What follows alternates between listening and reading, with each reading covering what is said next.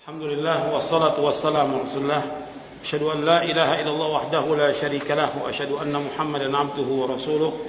Allahumma salli wa sallim wa barik ala nabiyina Muhammadin wa ala alihi wa sahbihi ajmain. Ingat bahwa kita pasti akan mati dan kita pasti kembali kepada Allah. Yang menyuruh kita ingat mati Rasulullah SAW. Sebab kita akan betul-betul menggunakan waktu kita sebaik-baiknya karena kita akan mati.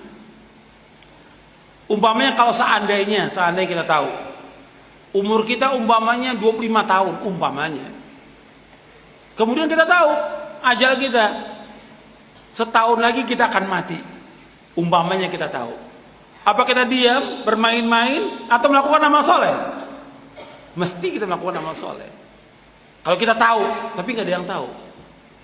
Atau dia umur 50 tahun. Dia tahu bahwa umurnya 51, dia pasti meninggal umpamanya. Kalau dia tahu demikian, mesti nggak akan dia sia-siakan waktu itu. Setiap hari dan setiap menit, setiap jam, dia melakukan amal soleh. Karena apa? Dia pasti akan ditanya di kuburnya. Dan dia pasti akan kembali kepada Allah dan akan dihisab. Makanya Nabi menyuruh kita, SAW, untuk banyak ingat mati. Supaya betul-betul kita gunakan waktu kita untuk taat kepada Allah. Kata Nabi SAW, "Akthiru dzikra hadimil ladzat al-maut." Kata Nabi, perbanyaklah kalian mengingat pemutus pemotong kelezatan. Pemutus kelezatan atau pemotong kelezatan yaitu kematian. Hadis ini sahih, Hasan Sahih, Ahmad Tirmidzi dan yang lainnya. Jadi disuruh kita banyak ingat mati. Ingat kematian, bahwa kita ini pasti mati. Karena banyak manusia nggak ingat mati. Kalau antum lihat, ya orang-orang nggak ingat mati sudah. Hatta para pejabat nggak ingat mati. Ya para pejabat. Sudah lengser pengen naik lagi dia. Betul nggak? Iya. Nggak ingat mati dia. Makanya ketamakan manusia kepada jabatan lebih daripada ketamakan dia kepada harta. Riasah kedudukan jabatan itu sumber fitnah, sumber kezaliman kata Syekhul Islam Ibnu Taimiyah dalam Majmu' Fatawanya. Jadi hubbur riasah, kepemimpinan itu luar biasa, akan membawa dia kepada kezaliman, kebohongan, dosa dan yang lainnya. Makanya kita lihat banyak orang yang nggak ingat mati. Dia umur 50 masih tetap ingin mencalonkan diri jadi pejabat. Akhirnya ujung-ujungnya apa? Ditangkap KPK ujung-ujungnya. Ada ujung-ujungnya di penjara. Kesian orang-orang ini, kesian. Mestinya kan dia berlomba-lomba melakukan amal-amal soleh, ketaatan.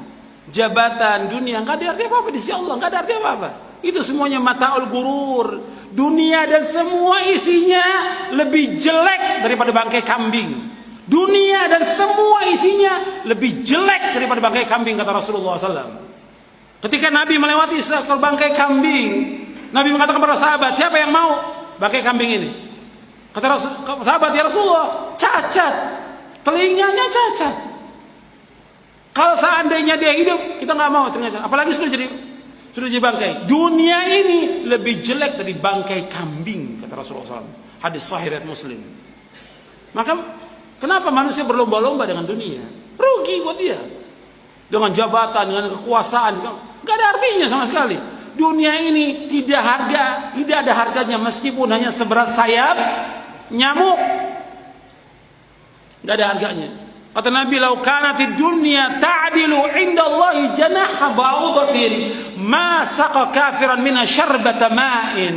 Kata Nabi, kalau seandainya dunia berharga seberat sayap nyamuk, orang kafir nggak akan diberikan minum oleh Allah. Setetes air nggak akan diberi. Dunia ini nggak ada harganya.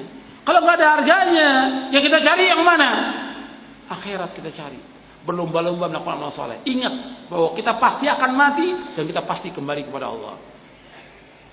Kemudian ini orang yang cerdas. Orang yang cerdas yang selalu ingat mati, selalu mempersiapkan diri, membuat bekal. Bukan orang yang cerdas itu orang yang pintar seperti sekarang ini, punya kedudukan, punya jabatan, pintar ngomong, pintar sekali. Bukan. Orang yang pintar menurut Rasulullah adalah orang yang selalu ingat mati dan mempersiapkan bekal. Antum baca hadisnya. Halaman 101. Jadi kalau antum mau tahu orang pintar, ya lihat nih sabda Rasulullah. Kata Rasulullah, "Ya Rasulullah, ayyul mu'minina afdal?" Faqala ahsanum khuluqa. Qala fa ayyul mu'minina akhyas? Qala aktharuhum lil mauti dzikra wa ahsanuhum lima ba'dahu isti'dadan ulaika al akyas.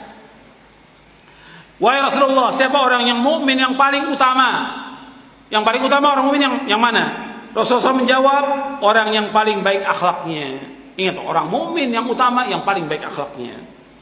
Orang tersebut bertanya lagi, ya Rasulullah, orang mukmin yang paling cerdas, ayyul mu'min akyas. Akyas dari kayis, itu orang yang pintar, cerdas, jenius. Siapa orang yang paling jenius? Yang paling pintar? Apa kata Rasulullah SAW?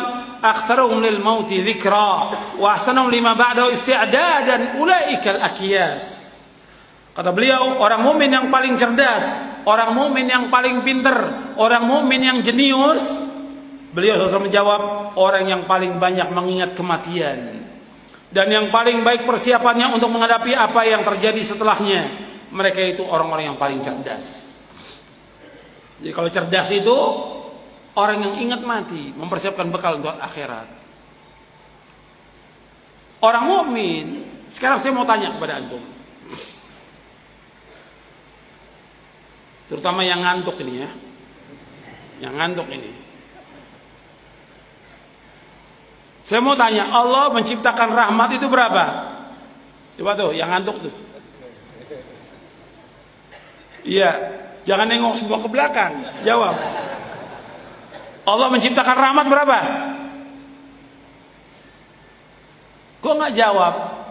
Katanya anak-anak pondok sebagian ini. Kok nggak bisa jawab anak pondok? Atau saya tanya ustadz nih, jangan-jangan nih. Ya. Allah menciptakan rahmat berapa? Berapa? Allah ciptakan rahmat 100. Allah menurunkan rahmat di muka bumi ini berapa? 1. Yang 99 di mana? Di sorga. Yang 99 di sorga. Kalau orang yang beriman dan berakal nyari yang 1 atau yang 99? Ya, kalau orang yang cerdas, akalnya cerdas, pinter, nyari yang mana? 99, bukan yang 1. Yang dicari itu yang 99, bukan yang 1. Itu yang cerdas. Kita hidup dunia ini, semua Allah berikan, semuanya. Orang kafir, orang mukmin, orang munafik, orang jahat, semua diberikan oleh Allah rezeki semuanya. Cuma satu rahmat. Tapi di sorga khusus untuk orang yang bagaimana? Beriman saja. Itu 99 rahmat. Yang dipilih yang mana? Yang 99. Paham? Ini Islam tidak mengabaikan akal, diajak kita untuk berpikir. Maka Nabi menyebutkan tentang orang pintar. Saya ambil contoh yang lain lagi. Yang gampang ini. Yang gampang tentang sholat berjamaah. Sholat berjamaah fadilahnya berapa? 27. Kalau kita sholat di rumah dapat pahalanya berapa? 1. Sekarang ini ada perusahaan mau gaji kita 27 juta satu perusahaan. Kerjaannya sama. Yang 1 juta. Kita pilih yang mana? 2 perusahaan sama pekerjaannya. Kerjaannya sama. Yang 1 gajinya 27 juta, yang 1 juta. Kita pilih yang mana? 27. Kalau pilih yang 1, berarti orang ini gimana akalnya? Waras apa enggak? Enggak waras. Makanya kita pilih apa? Sholat berjamaah 27 derajat. Paham? Nah, Nabi Muhammadin sallallahu alaihi wa ala alihi wasallam.